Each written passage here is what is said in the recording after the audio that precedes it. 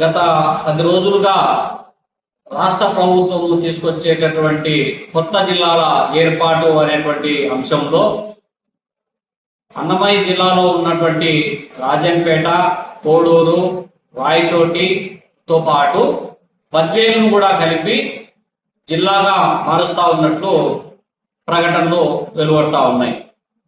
దీనిపైన బద్వేలు నియోజకవర్గంలో ఉన్నటువంటి ప్రజలు, ప్రజా సంఘాల నాయకులు పెద్ద ఎత్తున మమ్మల్ని కడప జిల్లాలోనే కొనసాగించాలని చెప్పి పోరాడుతున్నారు, డిమాండ్ చేస్తూ ఉన్నారు.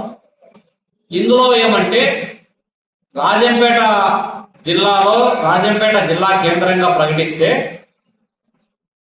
బద్వేల్లో నియోజకవర్గంలో ఉన్నటువంటి కలసపాడు చివరి మండలం అయినటువంటి కలసపాడు నుండి రాజంపేటకు పోవాలంటే దాదాపు 150 కిలోమీటర్లు ప్రయాణం చేయాల్సి వస్తుంది. పోనీ అడ్డదారి ఏమైనా ఉందా అంటే సోమశిల రిజర్వాయర్ ఉండడము, అక్కడ రహదారి అనేటువంటి కనెక్టివిటీ లేదు. ఇదివరకే రాజంపేట రెవెన్యూ డివిజన్ లో బద్వేలు ఉంటే వాళ్ళకు రాకపోకలకు తీవ్రమైనటువంటి ఇబ్బందులు ఉన్నాయి అనేటువంటి అంశం పైన పెద్ద ఎత్తున పోరాడి ప్రత్యేక రెవెన్యూ డివిజన్ సాధించుకున్నారు. అటువంటిది ఈరోజు తీసుకొని పోయి రాజంపేటలో కలపడం అంటే ఇంతకంటే అశాస్త్రీయమైనటువంటి ఆలోచన తప్ప ఇంకొకటి కాదు.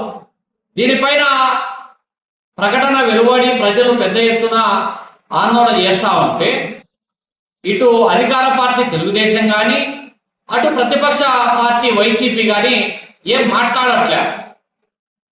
వైసీపీ ఎమ్మెల్యే, సిట్టింగ్ ఎమ్మెల్యే అయినటువంటి సుధారాణి గారు మాట్లాడడంలే, ఆ ప్రాంతం నుంచి ప్రాతినిధ్యం వహించేటువంటి వైసీపీ నాయకులు ఎవరు మాట్లాడట్లే. కాబట్టి మీ వైఖరి చెప్పాలని భారత కమ్యూనిస్ట్ పార్టీ డిమాండ్ చేస్తూ ఉంది. భారత కమ్యూనిస్ట్ పార్టీ రాష్ట్ర పార్టీ డైరెక్షన్ కానీ జిల్లా పార్టీ ఆలోచనగా బద్వేలు నియోజకవర్గాన్ని కడప జిల్లాలోనే కొనసాగించాలి. అది పరిపాలన సౌలభ్యము కడప జిల్లాతోనే ముడిపడి ఉంది కాబట్టి దీన్ని కొనసాగించాలని చెప్పి కూడా డిమాండ్ చేస్తూ ఉన్నాం. దాంతోపాటు రేపు జిల్లా పరిషత్ జనరల్ బాడీ సమావేశం జరగబోతా ఉంది. ఈ జిల్లా పరిషత్ సమావేశంలో కూడా ప్రజాప్రతినిధులు ఎవరైతే ఉన్నారో ఎమ్మెల్యేలు, ఎంపీలు, మినిస్టర్లు, స్థానిక నాయకులు, జెడ్పీటీసీలు వీళ్ళందరూ కూడా ఆలోచన చేసి బద్వేలు నియోజకవర్గానికి సంబంధించి కడప జిల్లాలోనే కొనసాగిస్తూ ఒక తీర్మానాన్ని కూడా ప్రవేశపెట్టాలని భారత కమ్యూనిస్ట్ పార్టీ డిమాండ్ చేస్తా ఉంది. ఇంకొక అంశము, ఇటీవల కాలంలో కురుస్తున్నటువంటి ఎడతెరిపి లేని వర్షాల వల్ల కావచ్చు, అంతకుముందు ఉన్నటువంటి పరిస్థితులు కావచ్చు, జిల్లా వ్యాప్తంగా అప్రోచ్ రోడ్లు ఏవైతే ఉన్నాయో, గ్రామీణ ప్రాంతాలను కలిపేటటువంటి కనెక్టివిటీ రోడ్లు ఏవైతే ఉన్నాయో అవన్నీ కూడా ధ్వంసమై ఉన్నాయి. ఎక్కడ కూడా కమలాపురము నియోజకవర్గంలో ఉన్నటువంటి ఇప్పుడు కమలాపురము, చెప్పలి, పాయసంపల్లి ప్రాంతం కూడా పోయేటువంటి రోడ్లు కావచ్చు, పూర్వామిల రోడ్లు కావచ్చు, మైదుకూరు ప్రాంతంలో ఉన్నటువంటి అప్రోచ్ రోడ్లు కావచ్చు, ఎక్కడ కూడా గ్రామీణ ప్రాంతాలలో ఉన్నటువంటి రోడ్లు సరిగానే లేవు.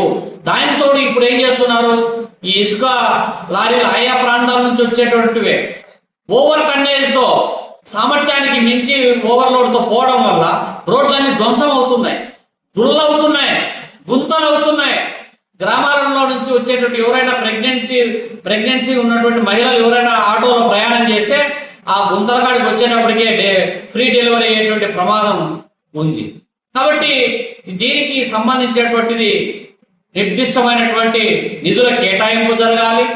అట్లే ఈ వర్షాల వల్ల ప్రబలుతున్నటువంటి గ్రామాలు చికెన్ గున్యా, డెంగ్యూ, మలేరియా లాంటి జ్వరాలు విస్తృతంగా ప్రబలుతూ ఉన్నాయి.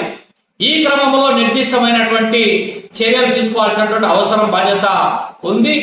రాత్రికి రాత్రే ఇసుక మాఫియా ఇసుకను పొరుగు రాష్ట్రాలకు తరలించుకుపోతా ఉన్నారు. నియంత్రణ ఎక్కడా లేదు. మట్టి మాఫియా పెరిగిపోతా ఉంది. గ్రావెల్ ఒక చోట లీజు ఉంటుంది, ఇంకొక చోట లీజు లేకుండానే తరలించేటువంటి పరిస్థితి కొనసాగుతూ ఉంది. కాబట్టి ఇప్పటికైనా రేపు జరగబోయేటటువంటి జిల్లా పరిషత్ జనరల్ బాడీ సమావేశంలో ఈ అంశాలపైన, జిల్లా సమగ్రాభివృద్ధి పైన కూడా ఒక నిర్దిష్టమైనటువంటి కార్యాచరణ రూపొందించాల్సినటువంటి అవసరం ఉంది. దాంతో పాటు ఇవాళ యూరియా కొరత తీవ్రంగా ఉంది. బ్లాక్ లో 350, 450 రూపాయలు పెట్టిన ఒక మూట యూరియా దొరకనటువంటి పరిస్థితి నెలకొంటున్నటువంటి నేపథ్యంలో ఈ అంశాలపైన నిర్దిష్టంగా చర్చించి పరిష్కార మార్గాన్ని ఎంచుకోవాలని చెప్పి ఈ సందర్భంగా డిమాండ్ చేస్తా ఉన్నా.